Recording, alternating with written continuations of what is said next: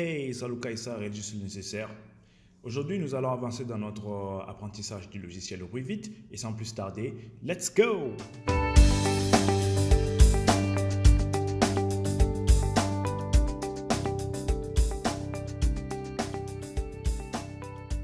Nous avons terminé le chapitre 1 qui s'agissait de connaître l'interface sur Revit. Maintenant, nous allons passer au chapitre 2 qui va nous requérir de dessiner et de rentrer un peu plus en profondeur et découvrir les outils Revit pour dessiner. Donc, la première des choses, c'est de savoir ce qu'on veut dessiner. Et ici, dans notre cas, nous avons déjà un sketch sur S-Note qu'on a déjà eu à dessiner dans les vidéos précédentes. Ceux qui n'ont pas pu voir cette vidéo, je vous invite à aller revoir la vidéo. Et j'ai mis en lien de téléchargement le fichier image JPEG pour ceux qui veulent télécharger et suivre le tuto avec moi. Et pour ceux qui ont déjà un sketch ou qui ont leur propre sketch, soyez libres de suivre et de suivre en même temps avec moi sur le tuto. Il n'y a pas de problème, ok? Je vais lancer le logiciel. Ok, donc à ce niveau, je vais ouvrir un Architecture Template. C'est le template qui est là. On peut l'ouvrir à partir d'ici, comme on l'a vu précédemment. Comme on peut cliquer directement sur Architecture Template. OK? Donc, à ce niveau, la première des choses à faire, je vais penser à paramétrer mon document. OK? Donc, pour paramétrer un document, je parle notamment des mesures, des unités de mesure. Ici, je vais aller au niveau des tabs et je vais aller au niveau des tabs Manage. Je clique et je vois Project Units. Je clique ici ou bien je tape sur mon clavier UN. Donc, c'est la même chose. Si je clique ici, c'est la même chose qui va s'ouvrir. C'était juste qu'un raccourci. OK? Donc, à ce niveau, je vois discipline et puis je vois common. Donc, ce qui est là, common, c'est une discipline commune. Et donc, ce sont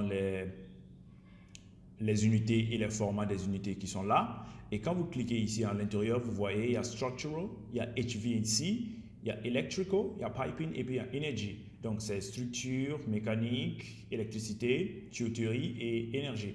Donc, par exemple, si vous cliquez sur Architecture, vous allez voir les unités et les formats des mesures qui sont là. Il y a les forces, il y a les moments d'inertie, il y a everything. OK? Nous allons aller dans une discipline qui est commune pour simplifier notre tâche ici. Donc, on va prendre cette discipline commune et là-bas, on a la longueur qui est en millimètres. Si vous cliquez sur ce bouton-là, vous voyez qu'il y a un autre bouton qui s'ouvre. Par exemple, on a format et nous avons unité qui est millimètres et nous avons le système, on a meters, decimeters, centimeters et millimeters. Donc, nous avons ici le système métrique et nous avons ici decimal feet, feet and fractional inches. Ça, c'est le système impérial. Et là, en bas ici, c'est le système métrique. Donc, nous allons continuer avec millimètres, les millimètres. Et ici, c'est l'arrondissement, rounding. C'est là, si vous voulez arrondir à 2 chiffres, 3 chiffres, 4 chiffres après la virgule. Bon, ça, ce sont les décimaux après la virgule. Donc, nous allons laisser ça à 0 decimal places. Et le symbole ici, c'est comme millimètre, mais bon, si vous cliquez sur genre par exemple vous allez remarquer que quand on sera en train de faire la cotation, à chaque mesure que vous allez faire, ça va marquer et c'est un peu souvent encombrant. Donc, ne mettons pas de symbole, on comprendra. Donc, on met OK. Et au niveau de area, qui est la surface, nous allons laisser ça à mètre carré. Au niveau de volume, nous allons laisser ça en mètre cube. Au niveau d'angle, nous allons laisser ça en degrés. Et au niveau de slope, qui est la pente, nous allons un peu changer ça. Clic. Et au niveau de units encore, je clique encore, je vois percentage. Donc, ça, c'est le pourcentage. Je clique là, 1. Et je vois qu'il me demande si je veux une approximation décimale à 2 chiffres après la virgule, je clique, je ne veux pas. Et au niveau de unit, je veux qu'il affiche au moins ça, un pourcentage. Je mets OK.